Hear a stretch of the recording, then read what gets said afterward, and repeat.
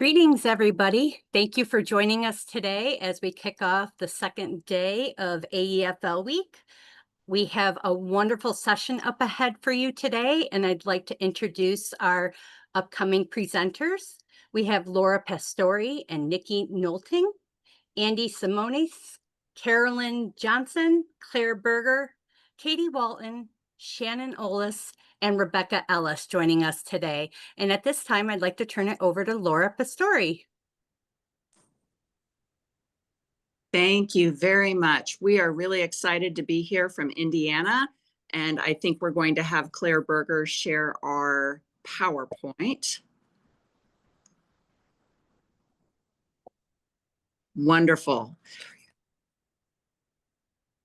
So I don't think my camera is working, but you can hear my voice, so we will just get started. We are here from Indiana to talk about the power of partnerships, and we are using this lens to focus in on some of the work we've been doing in pre-apprenticeship, because it really does take a village sometimes to get these things off the ground.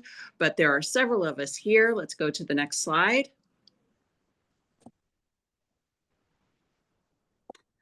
Great. Thank you. So my name is Lara Pastore. I'm the Division Director for Adult Education in the state of Indiana through the Department of Workforce Development. We've got Shannon Ollis from our Office of Work-Based Learning and Apprenticeships, Claire Berger, who is representing Central Midwest Carpenters, Katie Walton from the program perspective of RVR down in Regions 9 and 10, which is in the southern part of Indiana, and Nickie Nolting, who is the Director of Strategic Partnerships here at DWD. So we've all been working together as a team to help assist our programs as we dive into the wonderful world of pre-apprenticeships. Next slide, please.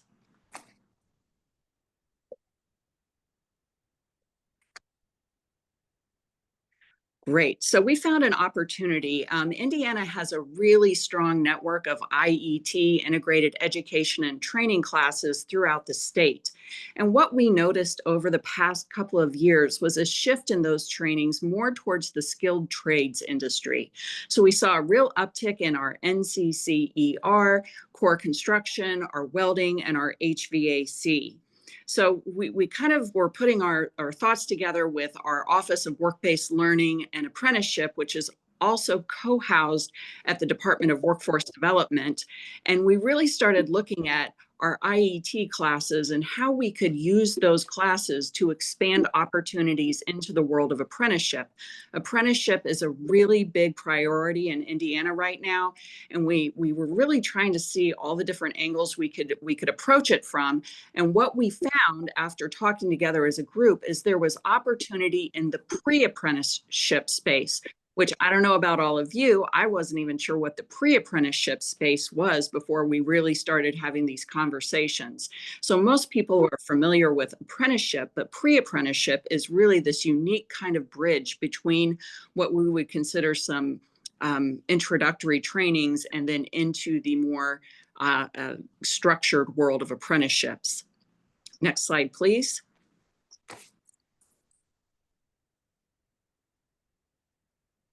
So we started looking at what it would look like to put this plan in place with initial steps.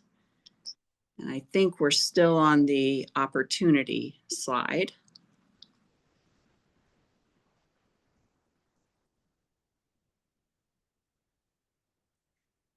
And as we look at the initial steps, I think our slideshow will catch up here in a moment.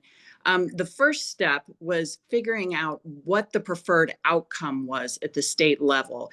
It's really about getting everyone on the same page and on the same team, because what we found is that most effective partnerships, and I think we lost our slide deck there for a moment, technical difficulties. Did we lose Claire? Yes, we lost Claire. We lost Claire. Oh my goodness. Okay, well, hopefully we will get Claire back, but I will keep talking until she is able to rejoin. So our first step in putting together this partnership was determining what the preferred outcome was at the state level and getting everybody on the same page, because most effective partnerships are going to share a commonality of purpose. And when we had several players in this space, and look at Lindsay bringing that on. Thank you, Lindsay. Appreciate that. And now we're all caught up. So we decided at state level that this was an area we really wanted to prioritize. So the pre-apprenticeship, yes, good job. The pre-apprenticeship space was new to a lot of our programs.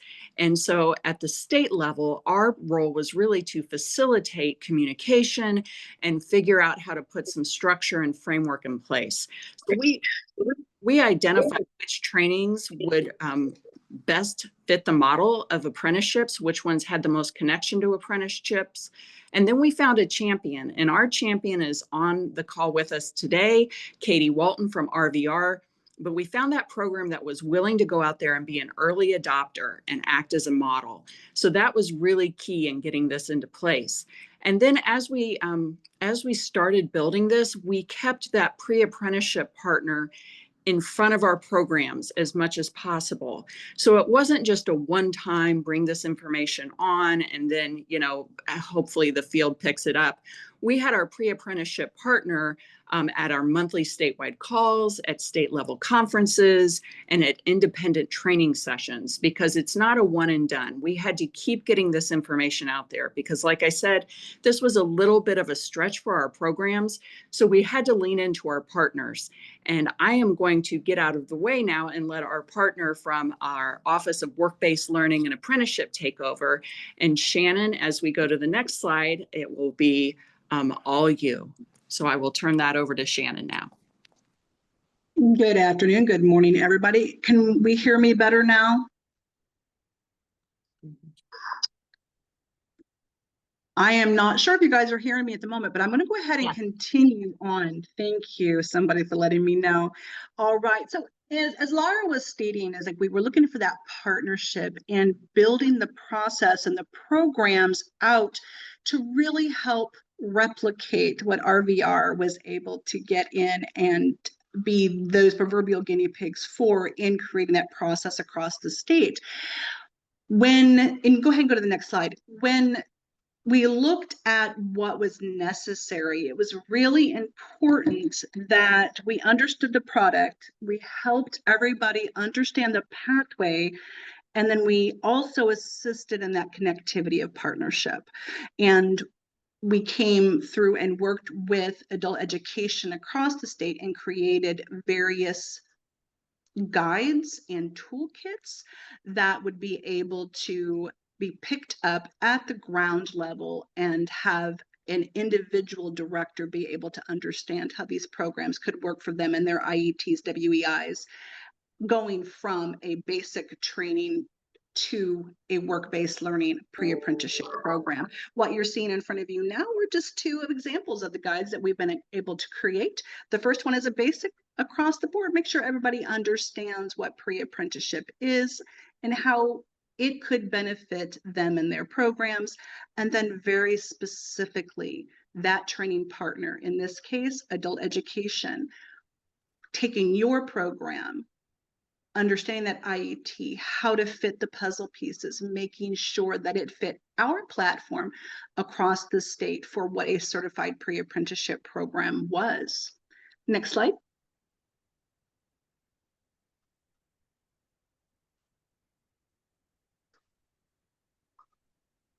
I think we got a little bit of a hesitation again, but one of the pieces that we wanted to be able to highlight and show was that pre-apprenticeship was built on a specific framework. So adult education knew precisely what their IET needed to look like, what the hands-on must have in it, as well as those certifications that are so important.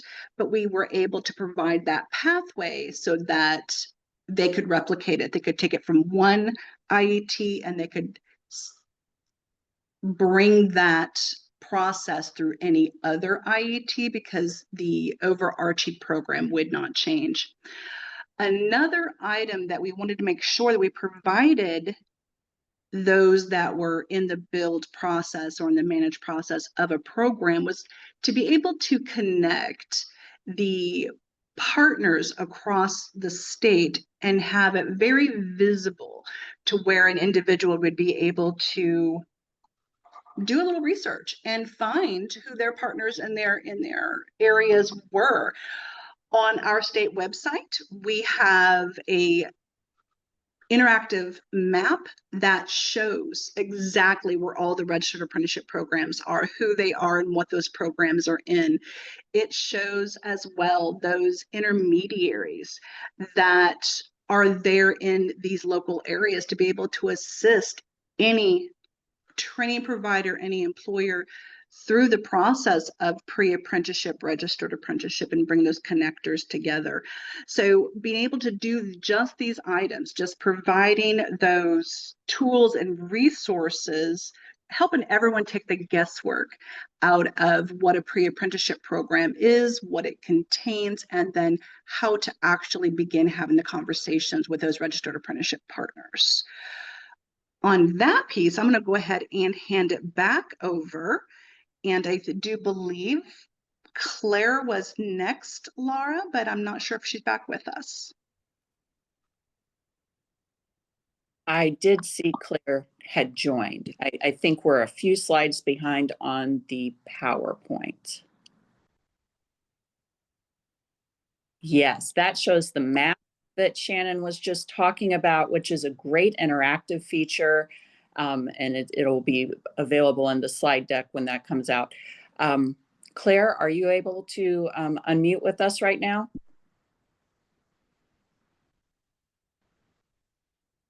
It looks like no. So we are going to jump to the next slide, and we are going to talk through what the partnership looks like from the Central Midwest Carpenters. And Claire Berger would be a much better person to talk through this, but I will pinch hit as I think she is still having connectivity issues.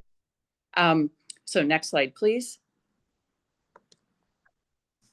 So the Central Midwest Carpenters Apprenticeship has requirements, and what Claire brings to the table is an in-depth knowledge of what it takes to articulate into that apprenticeship. And part of the pre-apprenticeship requirements is having an in-place articulation agreement.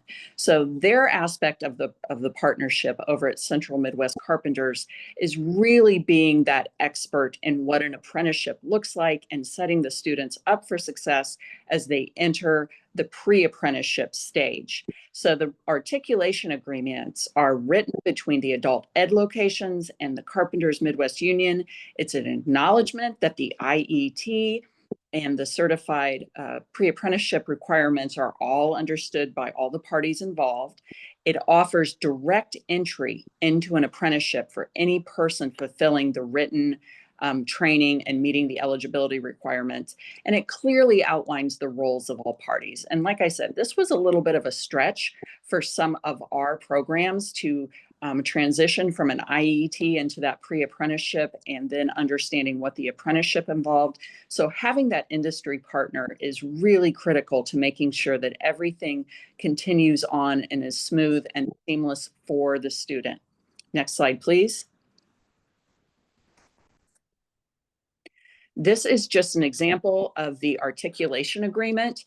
And once again, this is where your partnership really comes in handy because they are able to put all this in writing, clearly document, and provide that roadmap for our programs, our adult education programs, as they build this out. Next slide, please. So this is great information as far as contacts, and Claire would be a wonderful resource if you're looking to try and find some type of industry partner, whether it's a union or a training center. She could hopefully give you some ideas on how to find those partners, locate the regional council nearest you. So there's a great link here to be able to make that connection, whether you're in Indiana, Alabama, or Montana, any of those places, that should help you understand what's available in your area. Next slide, please. And now we are going to turn it over to our model, early adopter, guinea pig, all around champion for pre-apprenticeships, RVR, and Katie Walton. Thank you, Laura. Good afternoon, good evening, or good morning to all of you. Thank you for joining us. At River Valley Resources, we have 2 pre-apprenticeships programs that we're running currently. Our first one was a pre-apprenticeship in building trades. That we partnered with our Clark County Jail course, who wanted to offer a IET course for inmates to do so that when they were released, they were able to find a job that broke the mold and what they were used to, and hopefully reduce recidivism. So we partnered with Central Midwest Carpenters and our local Ivy Tech Community College. They provide the VR headsets for us for the training to do in-house at the jail. They also provide the OSHA 10 certification for us. And then we partner with our Department of Workforce Development Board so that we can provide the training at no cost to our students using the ABA grant. And without that partnership, we would not be able to provide these trainings to our students right now. We launched the program in 2023, and we have about 55 inmates who have completed the program. We have several that have been released and are doing different building trades professions, and a few have been able to join the apprenticeship with Central Midwest Carpenters. The program we just launched in the spring of last year is our welding course. We took our existing welding program that we offered through our CTE Center, Southeastern Career Center, and we asked them if we could make it a pre-apprenticeship. So we extended our hours, added an OSHA 10 certification, and partnered with Central Midwest Carpenters Union again to offer this course to our students. We use the ABA grant, working with our Work One board to offer this at no charge to our students. And we have 100% certification and employment now after offering it in the spring of 2025. We had 6 students complete the program and get their certification in welding. And we're looking to launch our second program in, I think, next week it starts. So that's how we have started our pre-apprenticeships. This year, we're looking to add a pre-apprenticeship in electrical, in CDA, and perhaps another welding program in our other region. Thank you. Do I turn it back to Laura? Yes, I'll take it back here. I think we're going to jump onto the next slide, and Nickie Nolting is going to take over from here. Okay, so the current adult education partners that we have with certified pre-apprenticeship programs, I believe we now have 14. That's a couple of these aren't listed on here. River Valley Resources, that was Katie that you just heard. Wagler Education, they do a ton of pre-apprenticeships. I think all of theirs are pre-apprenticeships. Plymouth Community School Corporation, MSD of Wayne Township, Muncie Area Career Center, Whitewater Adult Education, MSD Warren Township, McDowell Adult Education Center, Neighbors Education Opportunities, and Erie 30 Career Center, and Warren County Learning Center. And then there are some internal processes that we do. Yeah, next slide, please. We're trying to keep track on our phone while we're also looking at our computer, so bear with us. Some internal processes and just the benefits of partnerships that we have found in Indiana. Indiana Adult Education dedicates 25% of all of our programs funding to IET and workplace literacy. These funds are distributed to our local programs who use them to provide their students with certification training and also do workforce education training with employers. Additional braided funding is available through becoming an eligible training provider on the eligible training provider list. And then they apply through Next Level Jobs for funding for their certification training. How this works is our programs submit their IET applications and their curriculum to our adult education workforce coordinator. He reviews those and approves applications. And if they want to be a pre-apprenticeships, then they reach out to the Indiana Department of Office of Workplace Learning and Apprenticeship. That would be Shannon, her crew, and for guidance and next steps.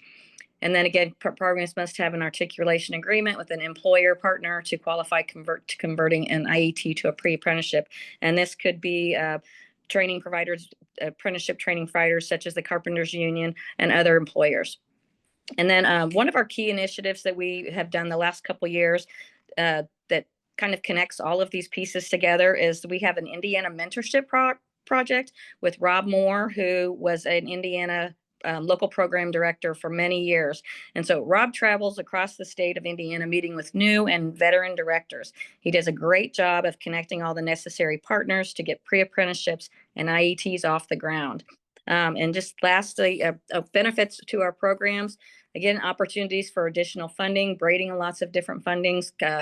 Katie mentioned the American Building Apprenticeship Grant that they have used, and then career pathways for students leading to additional training and in-demand high-wage jobs through apprenticeships.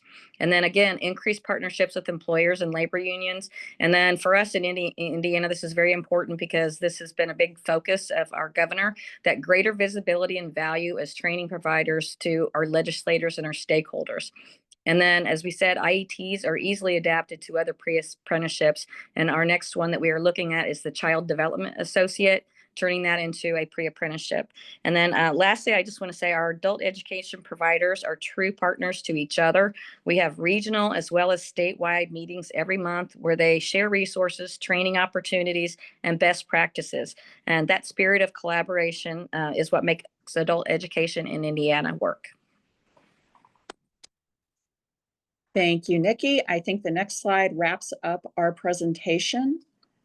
And we really appreciate your time. We appreciate your patience as we work through a little bit of this technical difficulties. But if you have questions, we are here. And I'm not sure if we're just going to move on to the next presentation or if it's time for a question now or later.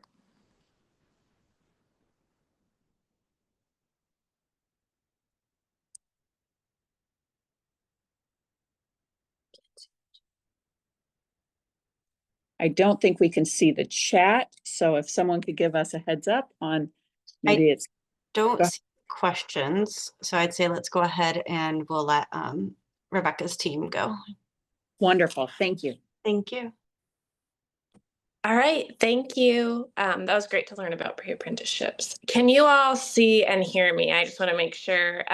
Some of us are on our phones as well, so we're going to make this as awesome. Okay, so I will try to stay in the screen and make this as exciting as we can. And Andy is going to go ahead and be Andy is going to drive our slides. So I will start by introducing our team here in Georgia. So I'm Rebecca Ellis. I'm the Director of Policy and Partnerships at the Technical College System of Georgia, and I'll let my colleagues Andy and Carolyn introduce themselves as well. My name is Andy Semones with Southern Regional Technical College in Thomasville, Georgia, pretty much Floridians. We're about 30 miles from the border. Hi, I'm Carolyn Johnson, and I am the statewide employment and education manager for the Georgia Department of Community Supervision. All right, Andy, next slide, please. So what we're going to talk about today, we're going to start just by giving a little bit of overview of each of the 3 different partners that are on this call today, so you can get a sense of just the context of our state in Georgia, both in terms of the adult education program and the Department of Community Supervision. We're going to share a little bit about our partnership timeline and kind of its history, and then the impact of that partnership today. And then we're going to kind of bring that all together and talk about, as we reflected on our work together, kind of how we got to the point that we're at. So we're going to talk about what we've defined our 3 C's of effective partnerships. We're going to share a little bit about our web of all the state and local and community partners that go into making this possible. And then we'll end with just some considerations for other states. And most importantly, success stories, because that is why we're here. And of course, if you have questions, if you want to type them in the chat, we can get to them. We might not be able to see them, but I promise we will get to them as we go through. So next slide, please. Perfect. Ollis. Next slide. So the Technical College System of Georgia is the agency that gets the Title II Adult Education and Family Literacy Act funds. We grant those out to providers across the state. So we have about 30 adult education providers right now. We provide funding to 22 technical colleges, 3 community-based organizations, 4 school districts, and then 1 university. Within our state, we serve around 30,000 NRS students annually. And one of the really unique things about Georgia is that 3 of the WIOA core programs are actually housed at the Technical College System of Georgia. So Title I, which is WorkSource Georgia, Title II, which is us, and then Title III, Wagner Pies, are all at our agency. So that really gives us a lot of opportunity to kind of coordinate the work that we do. I also have a map on there. Georgia is a big state. We have very urban areas. We have very rural areas in the bottom part of the state and in the north. We also have a lot of workforce development areas. We have 17. So I know just kind of, I love when I hear from other states just about their local context. So this is the local context for kind of the WIOA system here in Georgia. And I'll turn it over to Andy next to share a little bit about one of our adult education providers, which is Southern Regional Technical College. And I'm just going to give a little bit of background from what our schools looked at over FY25. So the left-hand side of this is kind of the college enrollment and some of the graduation numbers, that kind of stuff. We offer about 150 programs. We're currently the #1 producer of nursing grads out of the technical colleges, 99% job placement rate. We've had record-breaking enrollment, hitting that 7,429 for the year. We actually, this past semester, just had the highest enrollment in one semester we've ever had, just shy of 6,000 students. And then the dual enrollment is a big piece of what we do in Georgia. So as you can see, those high school students that are dual enrolled, they sit about 2,700 students or more. Our adult ed program is still, in this case, attached through the college. So we had 206 GEDs that were earned, and it's kind of a mix from correction students and traditional students and English language learners. We saw just shy of 1,000 students for the NRS numbers and had 55 graduates from our IET program. And I just had a couple photos of some of our graduates on here. And we'll move over to Carolyn. All right, so the Georgia Department of Community Supervision, we are the organization that supervises all of Georgia's individuals under felony adult probation and parole supervision. So we were created by House Bill 310. Basically, that House bill decided that if an individual is being supervised in the community, it made more sense that instead of there being a separate parole and probation supervision officer for each individual that's supervised under community supervision, all the individuals that are supervised in the community should be under one supervision model. And that's what basically created the Department of Community Supervision, merging Georgia Probation and Georgia Parole. We do have over 200,000 individuals under community supervision. And I guess the most important thing to remember about our organization when you're trying to determine what community supervision is all of our individuals are supervised out into the community. They're not behind bars. They live at home. They work in the community. They attend your local churches, your local baseball games. All of the individuals that we work with are out and free. And we can move to the next slide. So I oversee the statewide employment and education program. And I do want to preface this by saying DCS is not an education organization.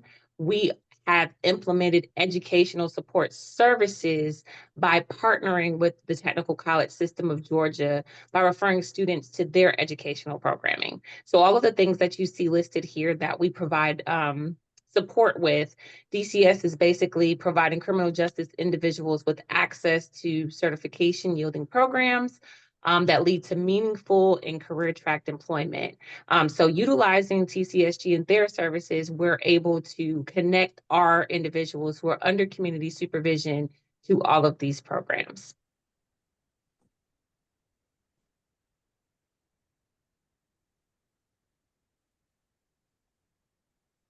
Next slide, please. So we'll talk a little bit about the history of the partnership, and we'll get to this later, but Carolyn just mentioned that slide with all the different services that we provide at TCSG. We'll get to why this partnership works so well, but I just want to point out that she literally could name and explain she can explain IET, she can explain everything we do. So we really appreciate DCS for just taking the time to truly understand our work, and we'll talk a little bit more about that later. But we are going to kind of just spotlight how this partnership has evolved over the past decade or so. Prior to 2023, there were kind of these scattered local partnerships throughout the state. Some of those were with the Department of Corrections before it became the Department of Community Supervision. But if you see those little green dots scattered all over the slide, those are the local partnerships that were just kind of working in some places, maybe not in others, maybe non-existent. And I'll let Andy kind of talk about his kind of history with DOC and DCS prior to when the state partnership really evolved. So in Thomasville, where my actual home base is, we've actually worked with the Department of Community Supervision way before it even became Department of Community Supervision. They used to call it the Day Reporting Centers, and it's been at least 20 plus years since we worked in them, way before I even came into the program. It's a great program because those students, when they come into it, they have that need. You know, not everybody needs a GED that's in those programs, but the ones that do, it creates a unique setting because we actually offer the classes at those field offices. So those people report to a physical location. The one in Thomasville, currently we have 2 teachers there. So DCS actually provides one of them, and then we have a second teacher, and then they kind of work together. So it creates a really good partnership because it's not like just us stepping in and taking over. It really is in that single facility. We're working with the counselors, the officers, the instructor. They have our instructor. As the dean of our program, I actually go and visit. I work directly with the director of the facility. It's just an all-around great atmosphere. And as that evolved there, we actually started branching out into some other areas, and we'll talk about that a little bit later. But it really came down to you just have to be there. You have to get to know them. And I think that's where that partnership came from. It wasn't just, here's a phone call every 3 or 4 months. It was, I was there, I was visiting. I used to teach there, for example. So it creates those unique partnerships and those relationships that I think you just don't see it a lot of the places, especially when you think about corrections, because a lot of people are kind of scared of it. And I loved it. So hopefully it's something that will continue growing, and then other states can take advantage of it too.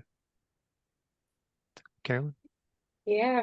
So as Andy and Rebecca both said, as an agency, we definitely recognize the need for a more streamlined partnership with our educational partners. And so DCS did create our education and employment program around 2019. We made an official education and employment program.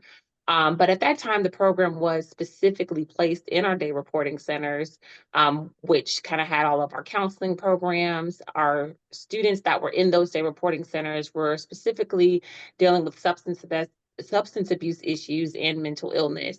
And so it was around 2023 when I assumed the role, and this partnership came over to the Reentry Services Division to make a more concentrated, cohesive program and really focusing on making those referrals and assisting those students with connecting with educational programs out in the community.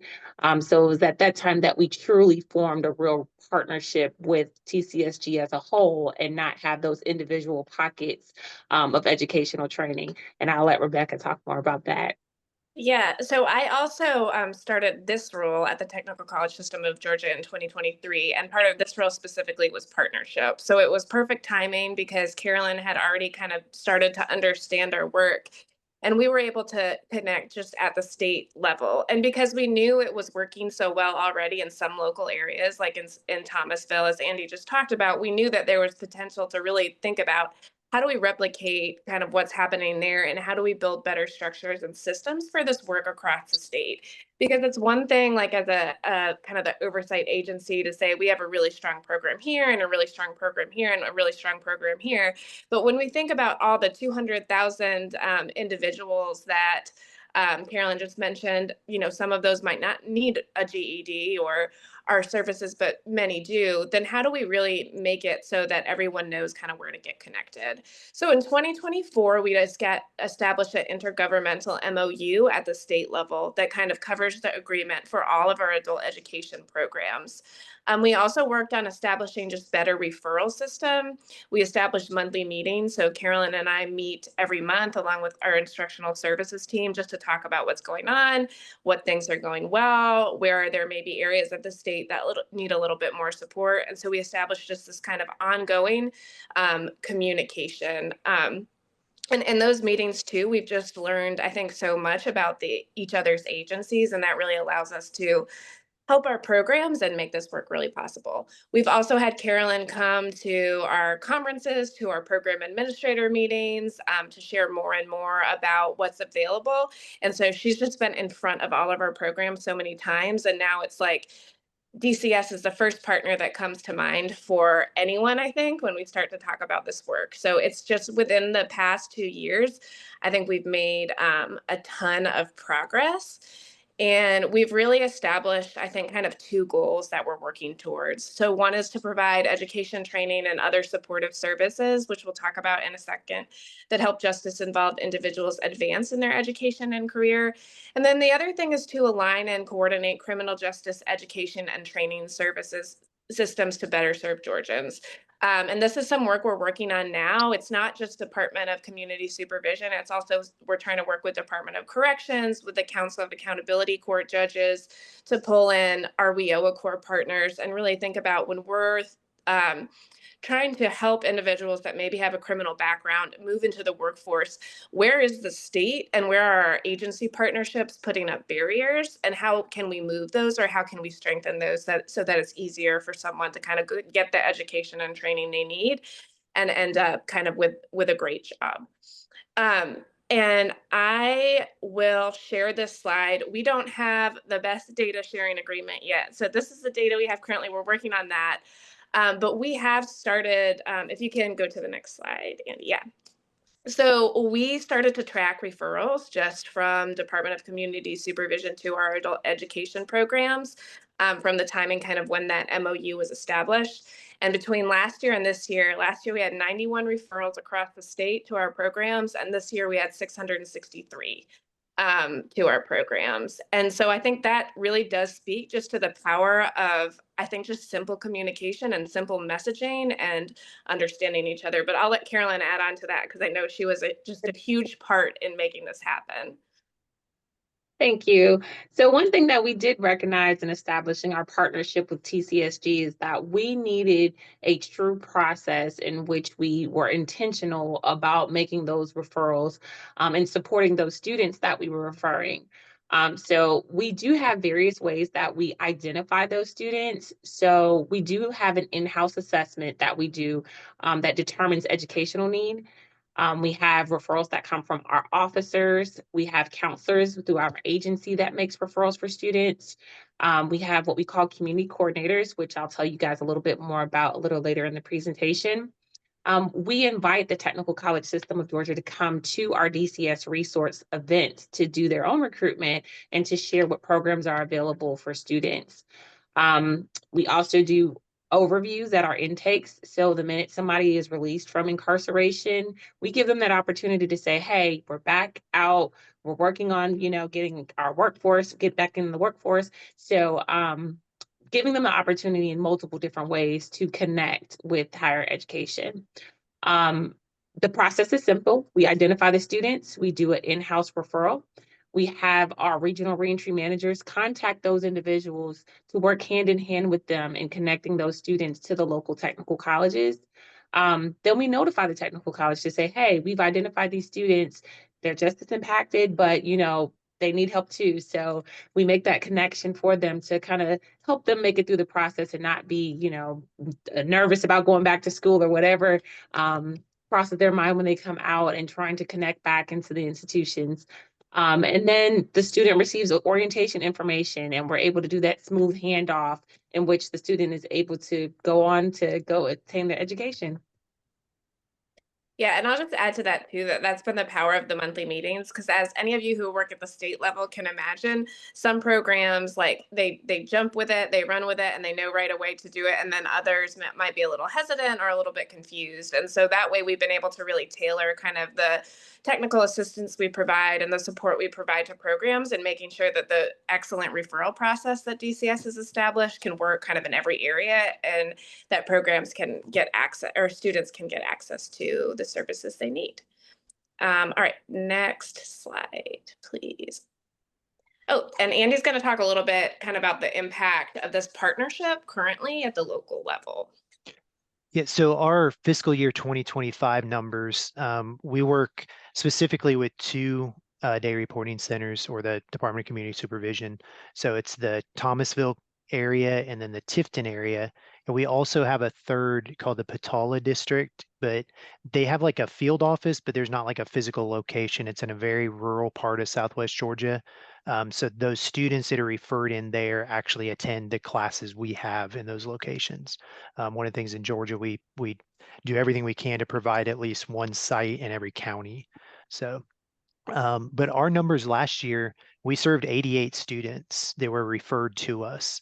That's a pretty big number. And just with our program overall, corrections is a big impact. Last year, about a third of our total GEDs came out of the corrections that we work with. So in this case, out of 88 students we were working with, 17 of them either earned their GED or a high set, or actually began taking parts of that test.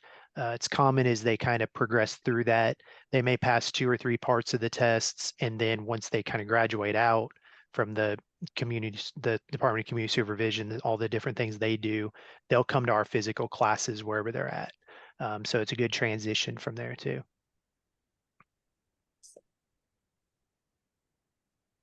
All right. All right, so now we're going to kind of bring it all together and just summarize some themes of this partnership that we think might be helpful for other people who are listening to the story. So we have designed kind of 3 C's of effective partnerships, which are curiosity, caring, and communication. And so we'll start with curiosity, and I already kind of mentioned this, but we work with a lot of different partners at the state level, but DCS, I think, has been the most open to just understanding what we do. I feel like I've explained what an IET is to so many people so many times, but Carolyn's the one that's willing to ask questions, to go out to all the local programs, to meet with them, to try to understand some of the differences maybe between the adult education programs and some of the credit side of the colleges. So she's just been so open to learning about what we do. It makes it a lot easier to make those connections. And so I think that's been one of the really impactful things about the partnership. And then Andy also is extremely curious, and Andy is definitely the person I call whenever I have a question.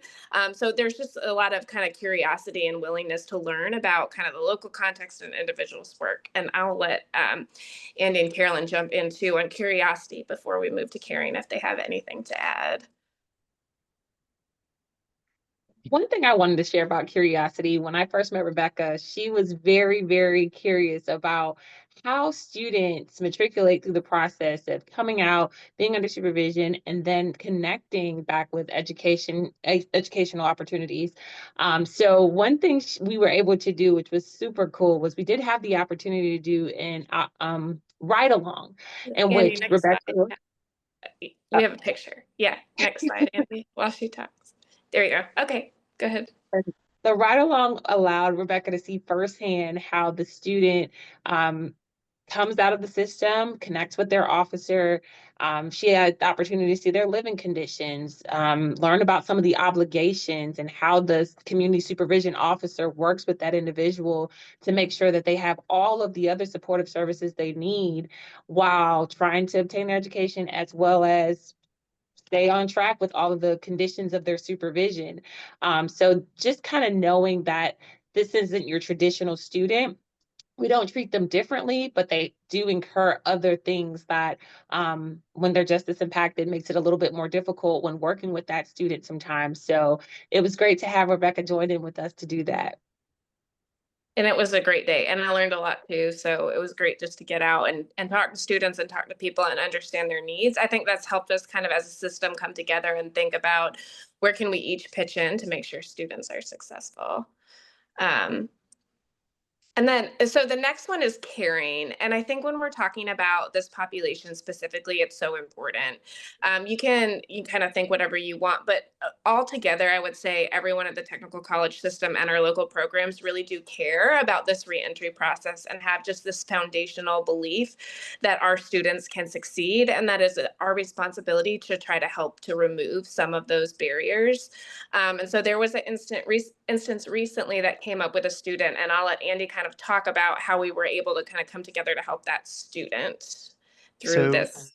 We had one of our students with transportation problems, even with getting to the day reporting center in that case for the physical location.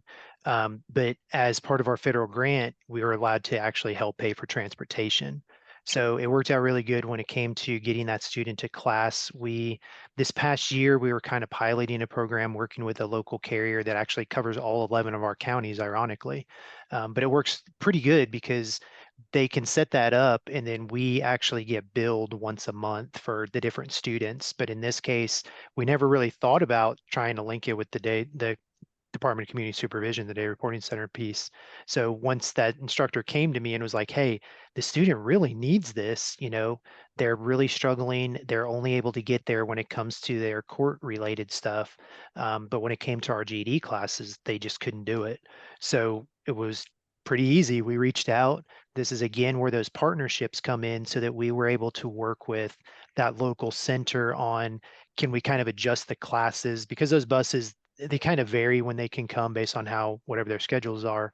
But it was also reaching out to Rebecca at the state office and saying, hey, we've kind of been doing this with other things, but we never thought about in the corrections realm.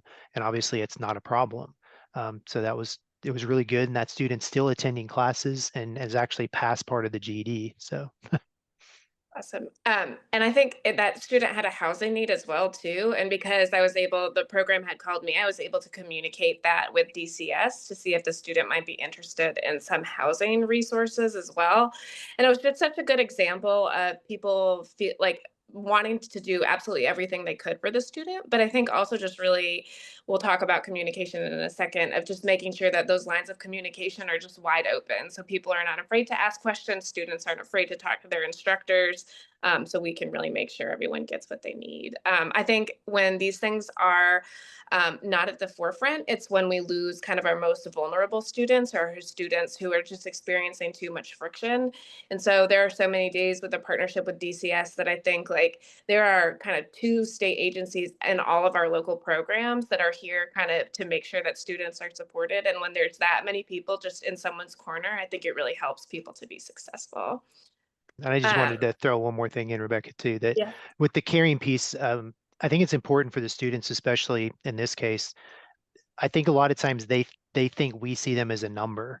I'm a big data person with being the dean of our program. It's data, data, data, data. But I also have to be the one that steps back and says, look, we're doing all these different things. How can we help these students? So. And it's all our local programs. I know I talked to one program and I was kind of connecting them with DCS, and she was like, oh, we can even set up like a separate orientation. We can do whatever we need to make sure there's a warm handoff. So I feel this all over the state. And it's so important. And then the last piece is communication. And the reason we're putting this last is I think if you try to communicate with partners without that foundation of curiosity and caring, it can get tangled pretty quickly. But because we all have that kind of foundation of curiosity and caring and trust, it allows us to really have open lines of communication about things that are working, but also when things aren't. We've had a couple of situations when local programs maybe, aren't responding to DCS to our expectations, and nobody's in trouble. It's not a problem, but Carolyn's able to, point that out, and we're able to make a call to their local program, but we know it's all in the best kind of interest of the student. And I'll let Andy and Carolyn jump in on communication too, if they have anything else to add. Yeah, a big part of the local communication, I kind of talked about this earlier. It's really having that relationship with all of the partners there. It's the officers, the counselors, the director, even the lady that sits at the front desk that actually lets people, they have like a buzz-in door when they come in. So they go through a metal detector with an officer and then they have to buzz them in. It's all of them combined that you got to have that relationship with, because there's times when stuff comes up where the instructor may not have seen a student for a little while and they may be like, hey, what's going on? It's so easy for them to just walk out and ask one of the officers and figure out, hey, where's this student? Is this something that we can try and remedy and get the student here? Is it something they got in trouble again? Are they going to be back in a couple weeks type thing? But it's just knowing that that communication line is open. And even when there are certain circumstances that the instructor will call me to make a decision, it's also knowing, hey, I know when I can make certain decisions, but other ones I've got to call the director of that program and kind of say, hey, we're wanting to try this, but we need, your blessing on this. So once you know that all of that lines of communication are all over, I think of like an old switchboard where somebody's plugging and, moving all the wires around, because that's really what it is. It's not just one person doing this. It's everybody, and it moves beyond just that local. Without being able to talk with Rebecca and Carolyn at the state level, it would be very difficult. Yeah, and without Andy being able to share kind of local context too, I think as we think through the whole state, we would miss things. So he's always willing to answer my 17,000 questions about how things are working on the ground. And that helps us kind of build better systems for everyone. So if you could go to the slide with the web. So we did lay out our web of effective partnerships. It's a spider web it's about a month away from Halloween, so we're trying to be festive here. But we put in the middle the students, and I think that's the key of it. A lot of times we think of things from like a top down level, but when you put kind of the student in the center and start to think about all of the systems that might wrap around them in terms of partnerships to make them successful, it looks a little bit different. So web, switchboard, any of those are a perfect metaphor. But you'll see on here kind of the technical college system of Georgia. And our role has really been policy development around how kind of we support programs. And one of the things we've piloted in the past year is this role of student support coordinators. They are individuals that kind of help ensure students have what they need to be successful in their education and career. And some of them have leveraged some flexibility around using funds for childcare and transportation to make sure that students with barriers can get to class. And so Andy talked about that a little bit, but that's been our role. And I'll kind of let Carolyn talk a little bit more about some specific partnerships within DCS that have helped. Yes, so I want to share about our community coordinators. So I know you guys heard me mention it earlier. Our community coordinators are essentially staff that we have in place across the state of Georgia that is strategically there and assigned to each circuit to maintain relationships with our service providers, as well as to build capacity for resources. These community coordinators assist with case management of individuals as they're being released back into the community with different challenges that they may have. So just to give you an idea, they assist our students with housing, employment, education opportunities, medical services, food, clothing, identification services like your birth certificates, your social security cards, basically anything that you can possibly think of that an individual would need when they're being released back into the community. Those individuals are placed there to be able to help build capacity for that, just to show you how we try to wrap around our students to make sure that they can be successful in their educational journey. And then we talked a little bit about childcare and transportation support, but I'll let Andy kind of talk to that on the ground in terms of their transportation that they set up, and then some of the other resources that Southern Regional Technical College provides, and some of the other partnerships that they have locally. Yeah, so I kind of touched on the transportation earlier, where we are lucky to have a company called RML that actually covers the 11 counties that we serve. It makes it really easy because it was just one MOU to put together. The challenge of that, though, can be, I have a student support coordinator that's part of what she does, but each county has a different dispatcher. So even though it was nice to have that one big MOU, we get just one bill every month. There still is a lot of coordination for those moving pieces. And then as we work with the Department of Community Supervision, we're adding those in as well. So I believe it ends up being about, there's 13 sites that we have across the 11 counties that are getting that transportation help. So it's good that we're not just offering this to just our regular students, but we can bring it to this level too. Childcare is another option that we have. So we can work with any of the students, even in the Department of Community Supervision, that may have some just some needs, even with, it's not just about putting them in a childcare center. It can even help with like babysitters, things like that. We also can reach out to other resources in each of the communities that would be needed. And when it comes about like talking about those local partnerships too, if you kind of look in the bottom right, the one thing I didn't really talk about earlier, it goes beyond just that actual field office, because the local judges are actually, in all honesty, probably more important than that local center itself, because the judges have the ability to make these court ordered for, you know, adult education classes. So Thomasville has been really good with their accountability courts. I've actually gone to some meetings where I got to meet the judge and then hear them interacting with the staff at that local center, and them asking me a few questions on, you know, how do we do this? What classes are we offering? You know, how is it impacting the local economy? Different things like that. So that's a really, really big one. And as we're working in other areas like our Tifton area, it's when we find the one place that works really good, it allows us to go to that next spot and start trying to work with those judges as well. Because you would think they'd all be the same everywhere, but they're really not. And this was something when Rebecca was working with me initially that we were talking about, and realized the importance of making sure that that local court system is involved in these decisions as well. And again, that's where Carolyn can come in, because sometimes she can link us with those right places too if we're not really sure. Because I mean, those of you that may not work with the court systems, it can get really confusing. Every state's really different too. So, but it's good to have, again, with the partnership of our state level, because I don't feel like I'm the one that just has to run in circles trying to figure all that out. It's really easy to have those connections with Carolyn or Rebecca and make some phone calls and find out some of that information.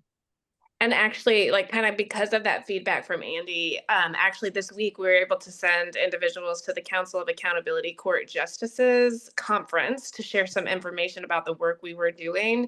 And that came up because I had mentioned it just to someone else in the agency who had kind of a contact at that, the Council of Accountability Court Justices.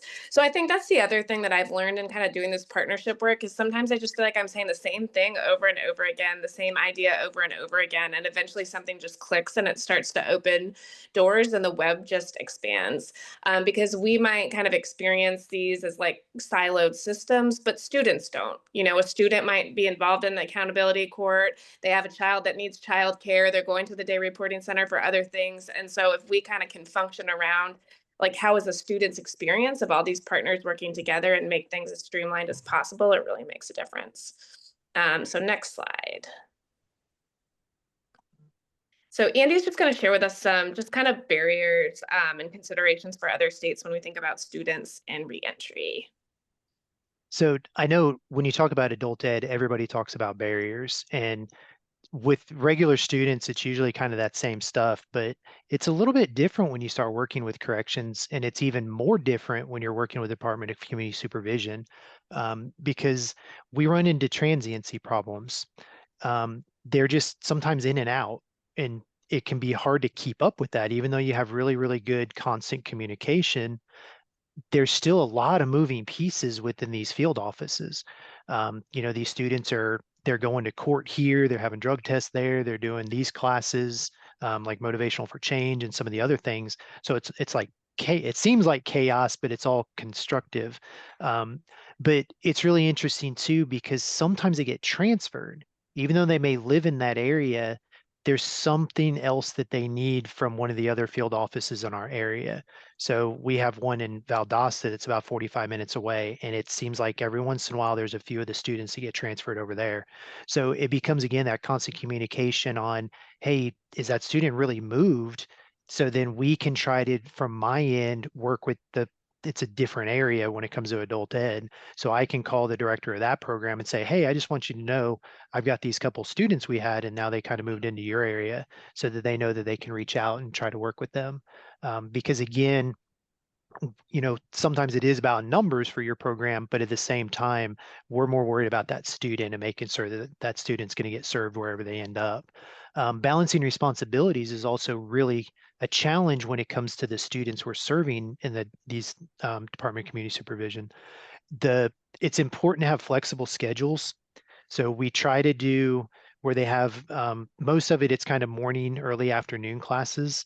Part of it is the facility in Thomasville, they don't do a whole lot with the evening, but that allows us to offer the online learning as well. The online learning does come in where we have that direct communication and authorization from the director of that program, because we want to make sure that whatever their court orders, whatever else they're having to do, that we're staying in line with that and we don't just make those decisions. But it's also getting to class is a big one. I think that's a problem just within adult ed in general, nationwide. So it's really looking at what is in your areas when it comes to this.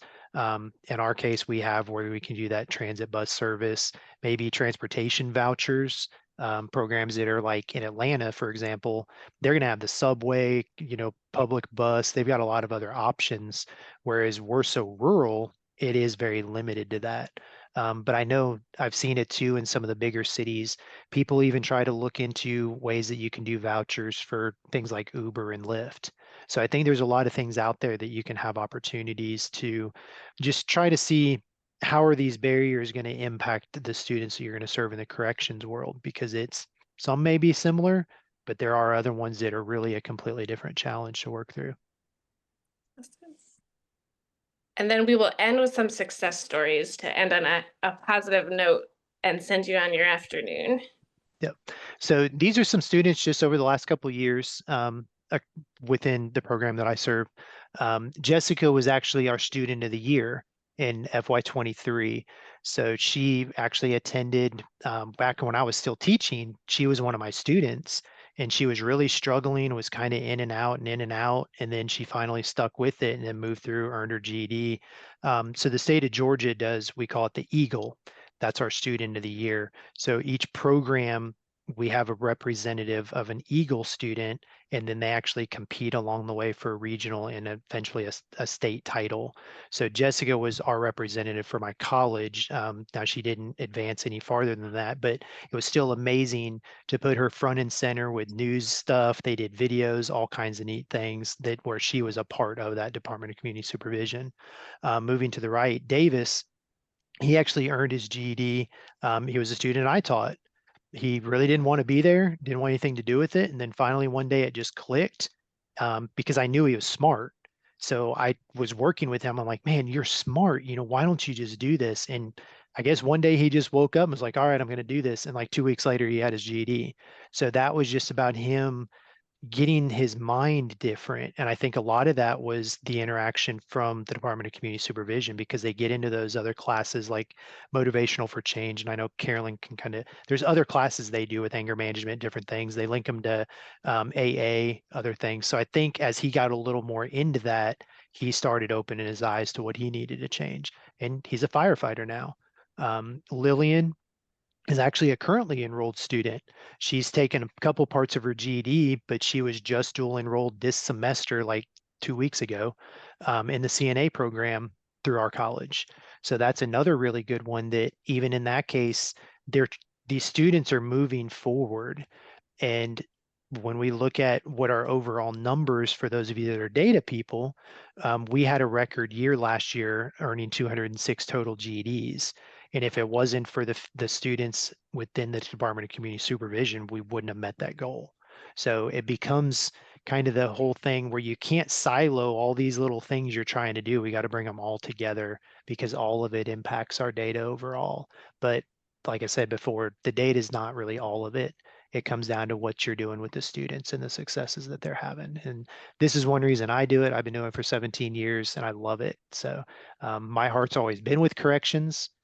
Probably 6 months after I first started was when I got into corrections and was teaching at the Day Reporting Center. So that's really a big piece along the way. And I think it's why I've continued working with them. I'm trying to add more. We're working with other correctional facilities from prisons to county jails, things like that as well. And I think that's all we have. So we're happy to take any questions. It's hard to see the chat. So if there are any questions, let us know. And if you would like to contact any of us with questions, all of our email addresses are also on the screen right now.